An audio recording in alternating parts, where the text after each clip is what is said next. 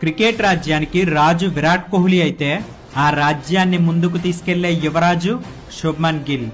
గవాస్కర్ నుండి టెండూల్కర్ వరకు, టెండూల్కర్ నుండి కోహ్లీ వరకు ఇండియా బ్యాటింగ్ లెగసీ ఒక పరంపర. నెక్స్ట్ ఎవరు అని ప్రపంచం అడిగినప్పుడు బ్యాట్ తో సమాధానం చెప్పిన ఒకే ఒక్క పేరు Shubman Gill. Under-19 world cup నుంచి ఇంటర్నేషనల్ డబుల్ సెంచరీ వరకు అతని జర్నీ ఒక బ్లాక్ బస్టర్ మూవీలా ఉంటుంది. టెక్నిక్ లో క్లాస్, షాట్ కొట్టే విధానంలో మాస్, బౌలర్స్ ని కొట్టడానికి అతను పవర్ వాడతాడు, ప్యూర్ టైమింగ్ వాడతాడు. 23 ఏళ్ల వయసులోనే ఓడిఐలో డబుల్ సెంచరీ కొట్టి ప్రపంచంలో ఎవ్వరికీ సాధ్యం కాని రికార్డు సృష్టించాడు.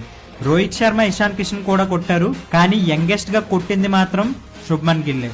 ఐపీఎల్ లో ఆరెంజ్ క్యాప్ కొట్టిన, గబ్బాలో 91 రన్స్ కొట్టి గెలిపించిన గిల్ ఆటే వేరు. సెంచరీ కొట్టిన ప్రతిసారి అతను తల వంచి ఆడియన్స్ కి బౌ చేసే విధానం ఏదైతే ఉందో అది